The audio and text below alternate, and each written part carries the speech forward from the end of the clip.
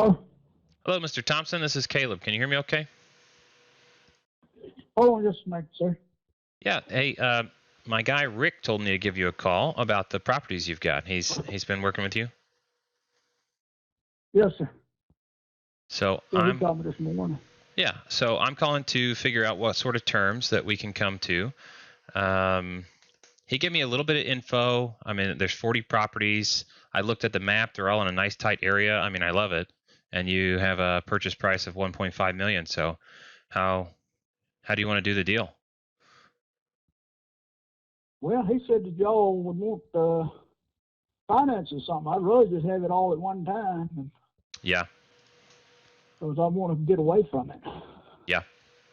I mean, I don't want to get away from it, but hell, I'm 82 years old and my son died, so I ain't got nothing to do with it. Okay. All right. Well, so here's something that one of my partners did in the past on a very large purchase was he got a commercial loan for 70% of the value of like a portfolio. And then he asked the seller to carry or finance 30%, because with the commercial loan, for example, 70% of the cash, which is like 1,050,000, goes straight to you right off the bat. And then the ask at that point is, will you carry a note for 450,000 and let us pay that for a couple of years while we stabilize and do miscellaneous repairs and updates and stabilize it so that we can do a balloon payment in like 5 years? Would you consider that? Well, yeah, I'd consider that. I just got to think about it. Sure. Yes. And I'm open to other ideas. I mean, that's just one way we can do it, because we can get an asset loan like that for like a commercial asset-based loan and do just fine. And it's relatively common for these larger purchases for something like that to happen, so that our cash into the deal doesn't kill us on the return on investment. But if these are all rented and they're all in, you're doing the maintenance yourself, so you know the condition they're in. They're in pretty good shape overall. Yeah, we got a couple of roofs, about three or four roofs that we plan on putting new roofs on. Okay. Me and my friend, we do all the work, so. Yeah, so if I ran initial cash flow numbers based on like an average rent of $525 per unit. That's what I was told. So we're okay in that range, and the price point is fine as long as we can get the terms we need to do that. And if I also understand up front how much money do I need for like initial war chest to cover those 3 or 4 roofs and any other maintenance issues that need to go on, I'm okay with problems as long as I see what they are and I can budget for them. Right. Okay, so what I need to do? Well, if you're okay with that general idea, then I can put together yeah, well, I mean, do you have a better idea or what? Unless you want to finance more of it. Oh, no, I don't. No, I mean, the other idea would be if I could come up with the cash, but that would be asking for a discount. And if you're set hard at 1.5 million, then my cash discount offer is not going to work. Right. Now, well, I'm willing to. Did Rick tell me this was under contract yet? Like, I think Rick told me he had this under contract with you. I may be mistaken. I'm trying to figure out where we are in the process, because if we're not under contract, then I can put together an offer and we can go under contract for that and give me, obviously with 40 properties. I don't think that's a contract we agreed on there. I did sign a paper to let them have them for $37,000. I think $37,500 each. Yeah, that would be a lump sum. Yeah. Yeah, that adds up to the 1.5. Okay. Right. So there's like some preliminary agreement, but we're still trying to figure out what's the best way to finish the purchase, I think. Okay. Okay. So then on the seller finance thing, what I would be asking, because you get a nice chunk up front and they're off your hands, then what I would be asking is, can I pay you $450,000 on 30-year amortization, but give you a balloon payment at 5 years? Does that follow? Yes, sir. Okay. and I can send you the numbers. That would be a monthly payment of $1,890, basically $1,900 every month, while we get these updated, stabilized, etc. And then we're going to refinance at that 5-year mark and get you paid the rest of the way off. So Sounds actually, good. yeah, the numbers I'm looking at here, it looks like your 450 turns into 513. Okay, sounds great. So, okay. So what do I need to do? What do we do here?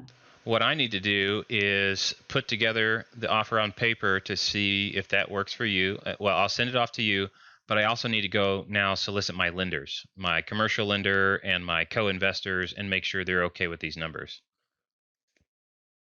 But if you're okay with those terms, so what I need to do is get a note to you that you sign agreeing that those are the terms that would be acceptable. And once I have that, I can take that note to my commercial lender and my private lenders and co-investors and get everybody on board, because we have an agreement between you and my organization for this transaction to happen in this fashion, under these terms. And then we can really take that and start moving on it.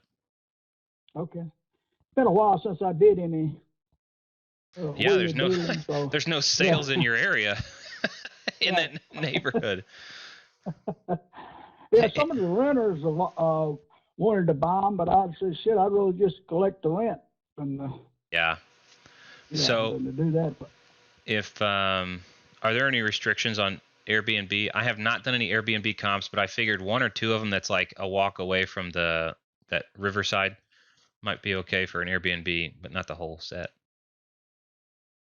Do you know if that's allowed there? What is that now? I didn't understand. The short-term rentals, Airbnb, is that allowed in that neighborhood? Oh, yeah. Well, there's about, I don't know how many, probably 5 houses on the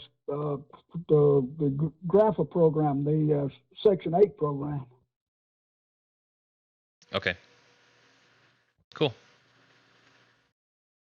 Yeah, all right. Well, I will. I need to formalize this offer, and I'll send it over to you for review. Or do you want me to send it to any attorneys or anybody else? Well, I can take it to an attorney. Yeah. Okay. Do you have any questions about the offer? Like, does it make sense to you what I'm offering then? It makes sense, yes, sir. Okay. It's just that I need to look at it. Yeah, definitely. All right, then. Okay. All right. Thanks. I'll be looking for you. Okay. I'll draw that up and send it. Wait, hold on. Do I have your email address? Do you have an email address I can send to? I have one, but I don't use that thing. I don't really know how to do my phone and stuff. I'm out of Kansas City. What's the best way for me to get an email over, or to get a contract over? My house, my address is Albany, Georgia, ALBANY 31705. Okay. What if I create an electronic version and send it to your phone? Would that work or no? Oh yes, sir. I guess so. Yeah. Okay. I'll probably end up this is your cell phone? Yes, sir. Okay. I'll send that to your cell phone as like a link, and then you can review everything on there. That'd be faster and easier. Okay. All right. Well, I will get on this. What did you say your name was? What did you say your name? My name is Caleb Christopher. Caleb?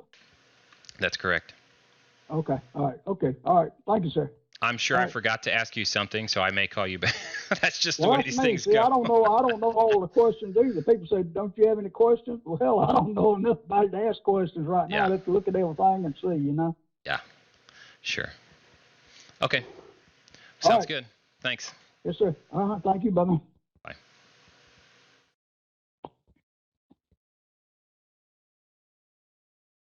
Interesting.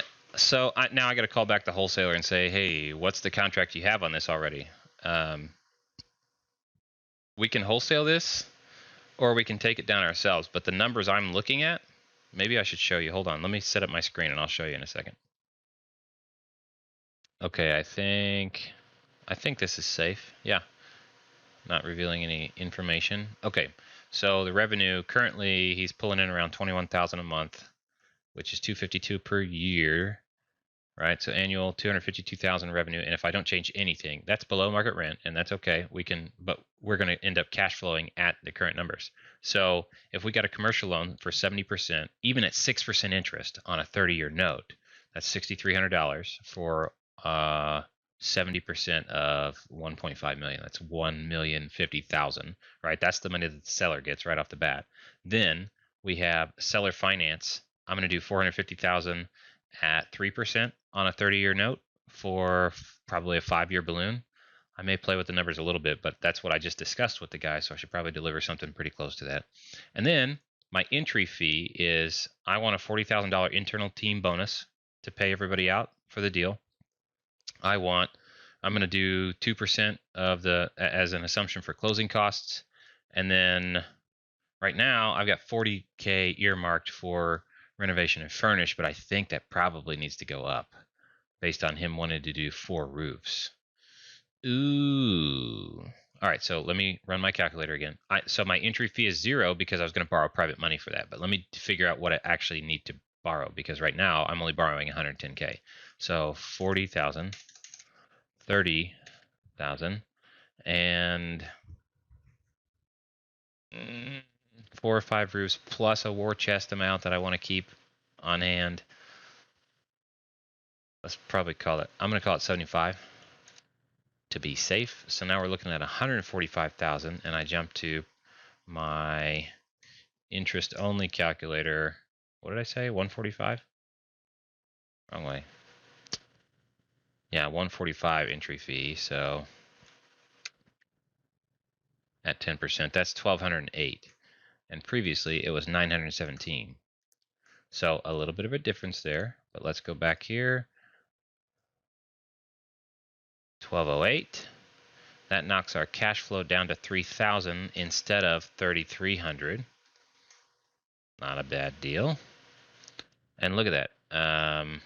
So I need to update this. 145K entry fee at 10% interest only. Cash on cash return. If I actually put $145,000 cash into the deal, the cash on cash return for the first year looks to be 24%. That's pretty stinking good. And that is my entry fee divided by, or no, my cash flow annual divided by my entry fee. And if I zero this out, I need to put my notes in, 75K.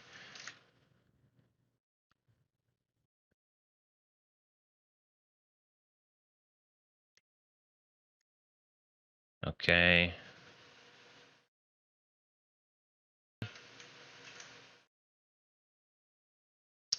Then I get to wipe this out, 0, 0, 0. So I have infinite cash on cash return because I'm borrowing my entry fee. So it's a $0 out of pocket transaction for me. In fact, I'm going to be one of the ones that receives part of this internal bonus.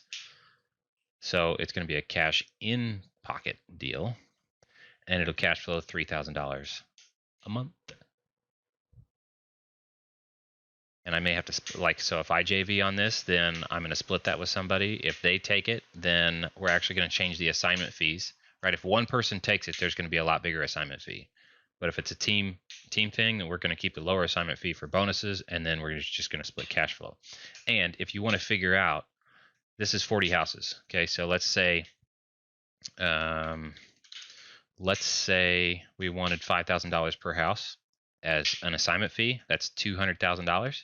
So if we have, here's what we're giving up, right? So I'm going to take 40,000 off. So 200,000 assignment fee on this master package minus the 40,000 that we would be getting up front. So the alternative to compare this with is if we're doing $36,000 annually, we want to divide 36,000 into 160,000, and we still have a 22.5%. That's not a cash on cash return, honestly, but we could either make 22% or we could stick with this, and well, it's an infinite return. It's hard to compare, but that's telling me that you're not doing too bad to take an assignment fee, but it's only going to take 4 years to collect your 200,000 equivalent anyway, because you're collecting 40,000 of it up front, and then over the next, it's going to be like 4.5 years, I think, you'll collect the remaining 200,000 as profits. And then as the seller finance drops off, that number is going to go up, and if we raise the market rents, that's going to go up. So it looks like a pretty good deal to keep to me. But I do need to make an adjustment so that we understand what sort of renovations we're looking at, and I probably need to bring this number down. Actually, he's at the 1.5, so maybe I should offer very little interest instead of 3%. We'll see. I'll put it together and send it over to him. Stay tuned.